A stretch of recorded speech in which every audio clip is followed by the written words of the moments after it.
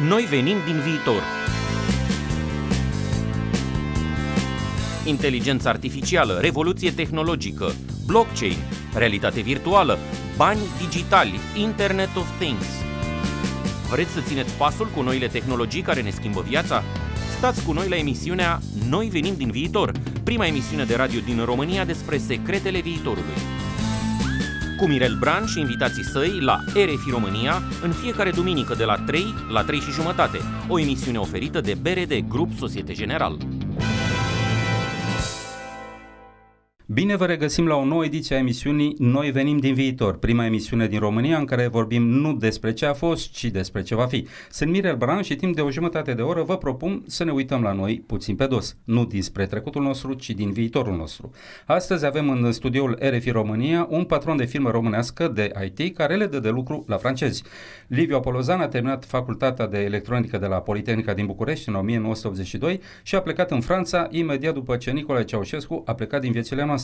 Timp de 15 ani a lucrat pentru mai multe companii franțuzești, după care s-a întors în România, unde a pus pe picioare o afacere în domeniul digitalizării proceselor operaționale ale companiilor. Așa a apărut pe piață compania Doc Process, care în timp a început să producă software bazat pe RPA, adică Robotic Process Automation. Această companie românească numără acum peste 3200 de clienți. În 2018, Doc Process și-a deschis primul birou în străinătate, la Grenoble, în Franța. Acolo lucrează cu o echipă coordonată de Jean-Dominique Soras, care a lucrat pentru compania Oracle Franța. Avem cu noi astăzi pe Liviu Apolozan și pe Jean-Dominique Soras și vom face această emisiune în limba franceză. Monsieur Apolozan, Monsieur Soras, bienvenue dans le studio RFI Roumanie. Nous avons décidé de faire une émission sur les technologies du futur qui changent la donne du présent. En général, on parle des Roumains qui partent travailler en France, mais cette fois, on a l'occasion de parler d'un phénomène un peu inverse. Ce sont les Roumains qui embauchent des Français. Ça va sûrement faire plaisir à nos auditeurs roumains. Mais commençons par le commencement. Monsieur Apolozan, racontez-nous un peu votre parcours. Qui êtes-vous et comment avez-vous fondé la compagnie Doc Process? J'ai commencé mon parcours professionnel en Roumanie en 82, après avoir obtenu le diplôme de l'Institut de Polytechnique, ça s'appelait comme ça à l'époque, Polytechnique de Bucarest, spécialité électronique. J'ai travaillé pendant 8 ans dans un institut de recherche ici, à Bucarest. En 90, effectivement, j'ai... Juste après la chute Ceaușescu, vous avez mis les ailes et direction France. Tout à fait. Donc, j'avais un certain penchant pour la France depuis longtemps. Et j'avais aussi l'ambition de déployer mes ailes différemment sur des cieux un petit peu plus larges. Et donc, je suis allé en France, j'ai appris des choses, j'ai fait des choses, et puis je me suis dit à la fin, pourquoi pas, puisque l'Armanie prenait un cours très intéressant, essayer de faire prendre le courage dans ses mains, faire des choses dans un pays qui se retrouve et qui commence à se développer, avec des opportunités qui sont les opportunités d'un pays qui commence à se développer et avec la possibilité de faire des choses qui en France sont beaucoup plus difficiles à accéder, style marché qui s'ouvre, des règles qui se mettent en place, des standards qui se mettent en place, ainsi de suite. Donc, une opportunité pour nous de créer un nouveau business, sur un nouveau marché. Et vous êtes revenu à Bucarest en quelle 2005, année en fait? En 2005. Oui. 2005. Bon, en arrivant à Bucarest, je ne suis pas arrivé comme ça du jour au lendemain. J'ai fait une prospection. J'ai vu ce que c'était le marché du travail à l'époque, le nombre de spécialistes sur lesquels on pouvait compter, et puis quelle était l'atmosphère au niveau du marché. Donc le marché, le potentiel était grand, certains disaient énorme, bon moi je disais grand, et mais par contre il fallait prendre son patience parce que la législation n'était pas encore là pour déployer le projet tel qu'il était conçu par moi il y a 5 ans avant. Donc Oui, donc vous avez bien réfléchi avant de faire cette aventure-là, quoi. Absolument. Donc, je me suis dit, bon, je vais commencer avec du conseil, des missions de conseil. Je vais essayer d'éduquer aussi un petit peu le marché. Et au fur et à mesure, intégrer des éléments de mon projet dans l'offre. Ensuite, lorsque le moment est venu, c'est-à-dire lorsque une directive européenne est rentrée en force en 2013, j'ai pu déployer le projet initial, c'est-à-dire construire une plateforme et offrir des services basés sur cette plateforme modèle SAS. Noi venim din viitor, prima emisiune de radio din România despre secretele viitorului. Cu Mirel Bran și invitații săi la RFI România.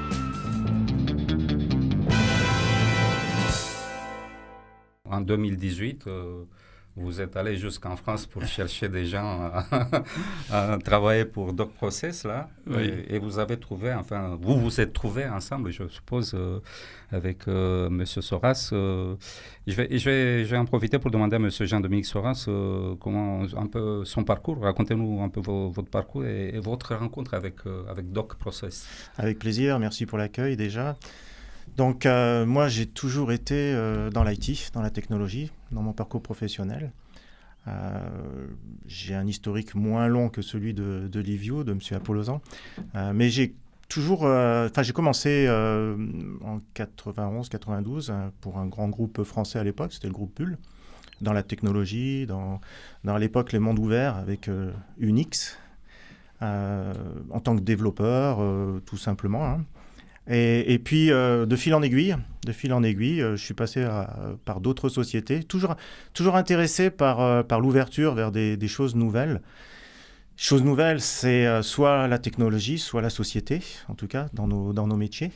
Et je suis passé d'un groupe franco-français à un groupe américain, rejoint Sun Microsystems. Peut-être que ça dit pas grand-chose pour tout le monde, mais Sun Microsystems à l'époque, il faut se remettre dans les années 90, début 2000, c'était le Saint Graal pour quelqu'un, pour un ingénieur, informaticien, technologique, même un manager. À l'époque, tout le monde voulait rejoindre Sun Microsystems. Sun Microsystems avait une antenne sur Grenoble, et donc j'y suis allé, pas qu'intellectuellement, hein, j'y suis allé, tout mon corps y est allé dès que j'avais l'opportunité, et j'ai rejoint Sun Microsystems, toujours pour travailler. Alors après, j'ai basculé, pas forcément que technicien, développeur, ingénieur, mais également j'ai pris du lead, management, un parcours peut-être un peu classique de progression, mais pas forcément classique par les expériences. Parce que j'ai eu la chance déjà avec le groupe Bull et puis même auparavant au cours de mes études de vivre des expériences à l'étranger. Je suis quand même assez orienté étranger, même si je suis très franco-français parce que je vis dans mon quartier, mais depuis X années. C'est assez paradoxal. Je suis parti pour mes études, mais toujours attiré pour des expériences avec des sociétés internationales, on va dire. C'est vrai que vous êtes dans un domaine où on a le privilège et la chance, je crois, de pouvoir travailler à l'international tout en restant chez soi. Hein. Complètement. Mais bon, dans les années fin 90-2000, c'était moins forcément présent que maintenant. Ouais, c'était exceptionnel. C'était exceptionnel. Enfin, exceptionnel. Disons que ce n'était pas la majorité, alors qu'aujourd'hui, on est en train d'avoir quand même un basculement vers un modèle plus courant pour ce travail en remote, en fait. Donc, voilà, après Sun Microsystems, après Oracle, donc toujours des grands groupes, des expériences surtout américaines, en fait, à l'étranger. J'ai vécu pendant plusieurs mois donc, à l'étranger. Et puis au bout d'un moment, c'est aussi ce qui se passe, alors peut-être avec l'âge, peut-être avec le recul, on a une lassitude. Alors attention, je ne veux pas que ce soit interprété, pas une lassitude. Oracle est une entreprise exceptionnelle. Après Sun Microsystems, c'est fait racheter par Oracle, et donc j'ai rejoint Oracle. Et pour moi, c'est vraiment une nouvelle aventure. Même si c'est un rachat, faut comprendre qu'en fait, quand on se fait racheter par une société, c'est pas quand... il se passe des choses. Quoi. Il se passe des choses, et donc c'est une nouvelle expérience. Donc je me suis pas ennuyé du tout, parce que nouvelle culture, nouvelle expérience, nouveaux produits, c'était très enrichissant personnellement. Mais après un certain nombre d'années, l'âge faisant, on se dit, qu'est-ce que je veux pour ma carrière professionnelle maintenant ? On se recherche. J'aime pas forcément le côté comfort zone, zone de confort. Il y en a qui aiment ça, moi j'aime pas. Et j'étais et je suis toujours entouré de gens exceptionnels dans mon équipe. Et je leur ai un peu parlé de ce projet, oui, que si jamais j'arrive à trouver quelque chose, vous partez avec moi, etc., etc. Voilà. Mais il y avait donc une grande confiance, parce que pour pouvoir parler librement à ses collègues d'un projet comme ça, il faut qu'il y ait vraiment une grande confiance. Donc c'est juste pour vous dire la maturité qu'on avait dans notre équipe. Mais c'est quelque chose qu'on avait construit ensemble depuis longtemps. Des gens qui aujourd'hui travaillent encore avec nous chez DocProcess, j'ai travaillé avec eux, ça fait, sans mentir, plus de 15 ans. C'est rare dans les entreprises technologiques. Donc j'avais ce projet de faire quelque chose d'autre. Comment vous êtes là-dessus ?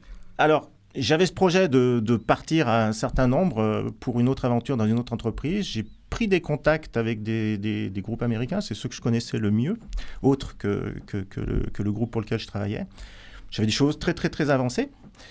Et puis là, je vais peut-être passer la parole à M. Apollosan. On ne s'est pas rencontrés physiquement, mais indirectement, parce que quelqu'un qui a croisé M. Apollosan sur Grenoble et qui était au courant de mon projet lui en a parlé. C'est vraiment le hasard. Lui en a parlé, et après, sachant, quand il a su qu'en fait, M. et Mme Apollosan voulaient s'installer sur Grenoble, indirectement, on m'en a parlé aussi. Tiens, il y a une entreprise qui cherche à installer un centre de développement sur Grenoble. On les a rencontrés. Bon, ils étaient accompagnés par la Chambre de commerce de Grenoble dans leur parcours. Oui, je sais que tu as ce projet-là, équipe, ça t'intéresse. Oui.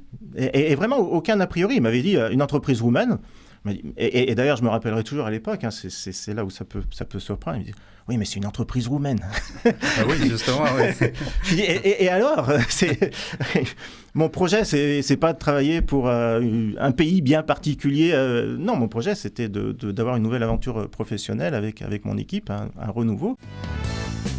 Noi venim din viitor, prima emisiune de radio din România despre secretele viitorului. Cu Mirel Bran și invitații săi la RFI România.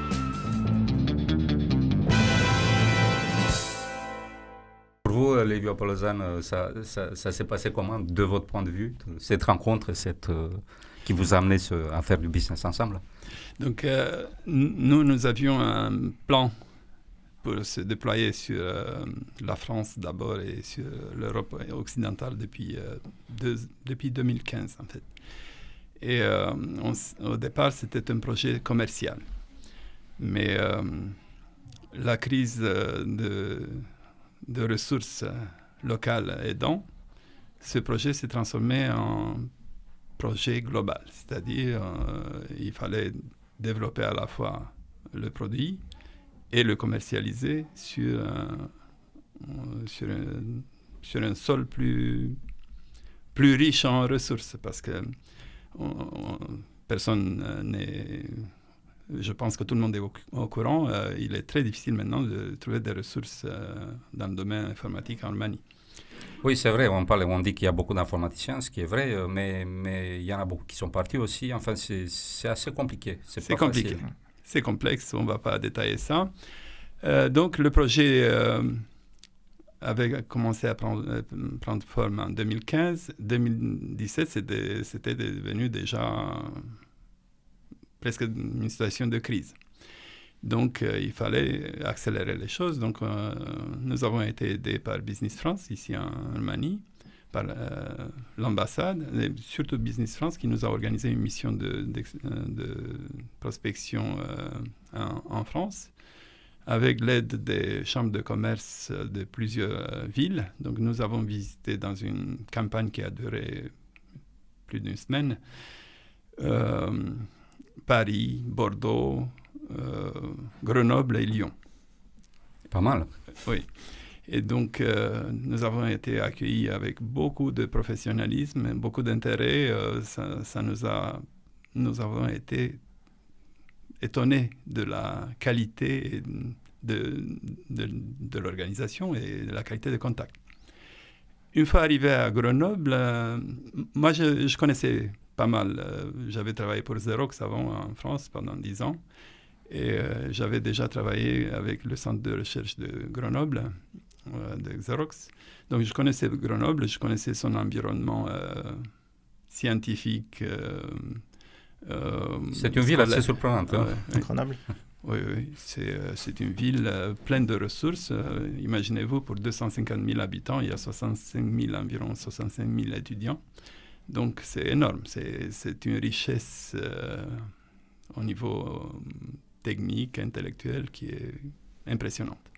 Et donc, j'avais un penchant pour Grenoble déjà, parce que je connaissais la capacité et les chances de trouver des ressources. Et j'avais appris, quand je faisais du ski, que si on regarde sur une direction donnée, on arrive à se diriger d'une manière... On a besoin de direction, c'est ça. Et donc, effectivement, quand je regardais Grenoble, c'est Grenoble qui m'a offert la chance. La chance, c'était quoi? En visitant des incubateurs, des centres organisés localement pour développer des activités comme la nôtre.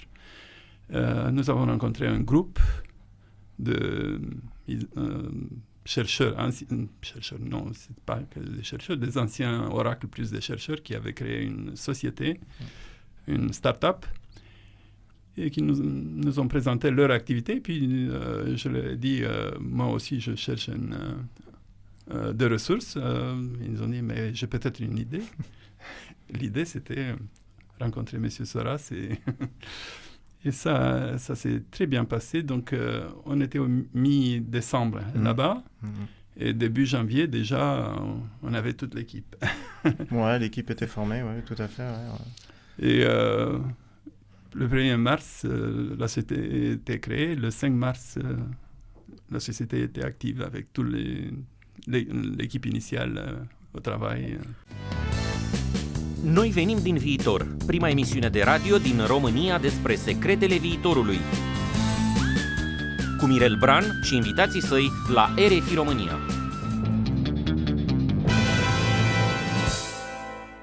Ça va sûrement plaire à nos auditeurs parce qu'on n'entend pas tous les jours parler d'entreprises roumaines qui se déploient à l'étranger et qui... parce qu'en général, c'est le phénomène inverse. Mais ça vous fait quoi vous avez une relation particulière avec la France? Vous êtes parti là-bas, vous avez étudié là-bas, vous avez travaillé là-bas, vous êtes revenu à Roumanie, puis là, vous êtes reparti en France pour développer votre business. Ça vous fait quoi, ce pays? Donc, ça fait quelques 50 ans que je suis en relation avec la France d'une manière personnelle. Pas des amis, donc il est difficile d'imaginer qu'à 11 ans, on peut lier d'amitié avec une Française et puis garder une correspondance. Oui, elle a commencé tôt, hein? 11 ans.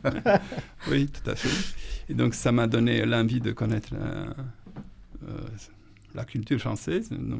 Bon, ma mère aussi, elle était professeure de langue française. Ça aide. Ça aide. Et donc, il y a eu ce lien, ce penchant, cette affinité avec la culture française depuis mon très jeune âge, 11 ans. Et deuxième amie française, avec laquelle je continue à garder les liens. Et puis, toutes les rencontres d'une vie. Donc, c'est une orientation vers cette culture qui m'a aidé à...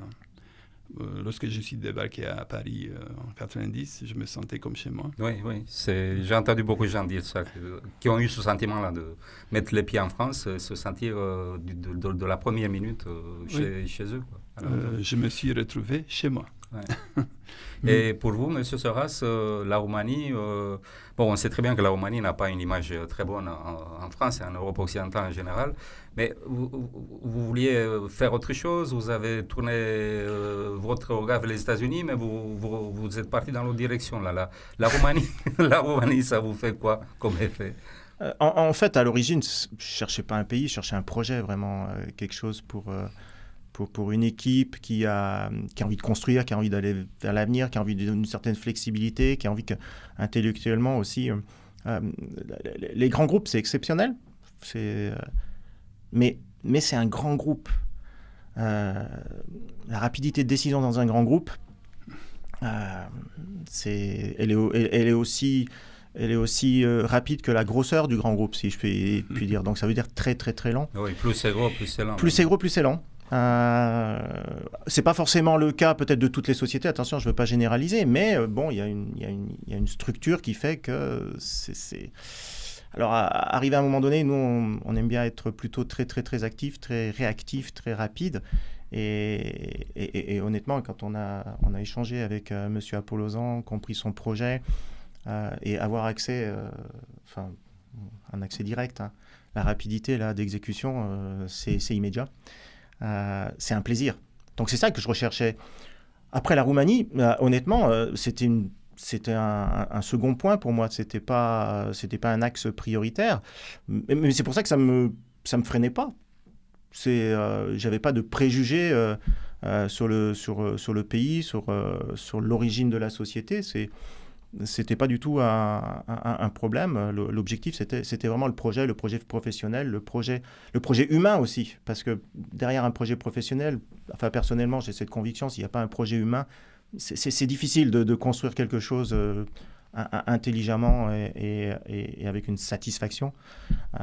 Alors, j'ai pris de l'âge, hein. Peut-être que ça, il y a 30 ans, je ne l'aurais jamais dit, mais on recherche aussi la satisfaction, pas qu'intellectuelle, mais aussi humaine dans les échanges. Et je pense que ça, c'est le deuxième volet, honnêtement. Après, on se dit, ah ben ouais, mais échanger avec des Roumains, ça doit être top. Je ne sais pas, je ne connais pas. C'est l'inconnu. Et honnêtement, hein, nos collègues de l'équipe qui est sur Bucarest, mais on est qu'une équipe en fait. On est peut-être séparés de plusieurs milliers de kilomètres, mais pas de différence. Aucune différence. L'équipe s'est soudée, mais à une rapidité. C'était un des premiers objectifs parce que c'est un challenge. Il faut comprendre aussi à l'intérieur de l'entreprise, c'est pas simple. Ce que monsieur et madame Apollozan ont fait, c'est un véritable défi qu'ils ont relevé. Parce qu'il y avait aussi la perception des Roumains vis-à-vis de nous. C'est quoi ces Français qui débarquent? C'est une réalité. Hein, mais bon, moi, je l'avais... La Légion étrangère. Oui, mais c'est presque ça. Hein. Comment ça va se passer? Donc, il pouvait au début, il y avait forcément des craintes naturelles. Et la première des choses que moi j'avais en tête, c'est pas forcément le côté technologique, mais c'est vraiment le côté humain. Il faut éliminer toutes ces craintes naturelle pour aller de l'avant. Et aujourd'hui, l'équipe, même si elle est sur 2 sites, même si elle est dans 2 pays différents, des cultures différentes, c'est qu'une seule équipe qui avance merveilleusement ensemble. Et ça, c'est éclatant. Ça, c'est un kiff professionnel et humain exceptionnel. DocProcess fait quoi en fait? Quels sont les services que vous offrez pour que les gens comprennent un peu de quoi on parle au niveau business? En quoi consiste ce business? Le mot-clé, c'est intermédiation. Donc, nous sommes des intermédiaires entre les sociétés. Donc, c'est du B2B. Nous offrons des services pour faciliter l'alignement de leur processus, la gestion des documents qui circulent d'une société à l'autre, notamment en ce qui concerne les achats et les ventes de produits ou de services. Noi venim din viitor, prima emisiune de radio din România despre secretele viitorului. Cu Mirel Bran și invitații săi la RFI România.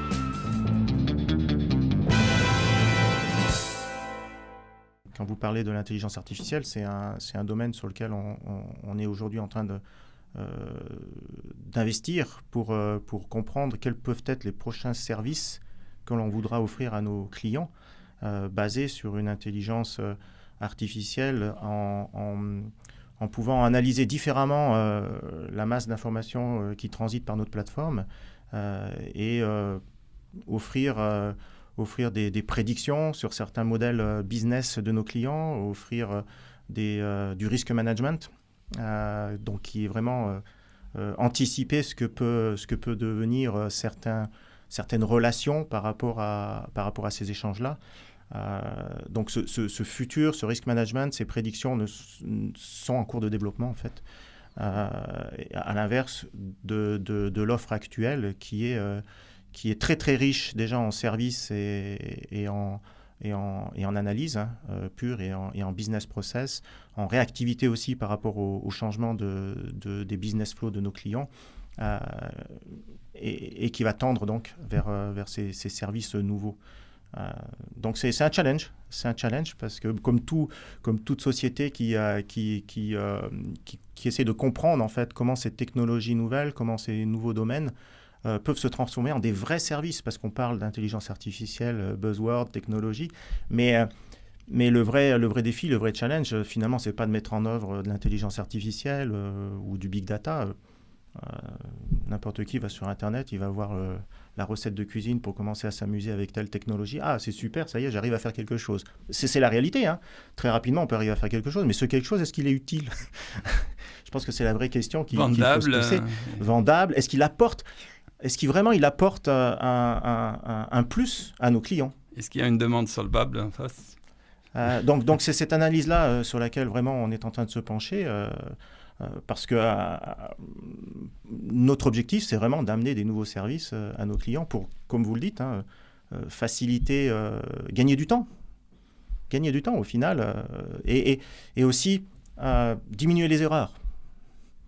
Il y a beaucoup de gens qui sont un peu inquiets du fait que ces nouvelles technologies vont enlever quand même un certain nombre de boulots, mais en fait, ça en crée d'autres aussi. Je veux dire vous ressentez comment l'impact sur le marché du travail là, de toutes ces nouvelles technologies qui arrivent? Est-ce que ça doit nous inquiéter ou ça doit plutôt nous enthousiasmer? Parce que je suppose qu'il y aura d'autres formes de boulot qu'on ne voit peut-être même pas aujourd'hui.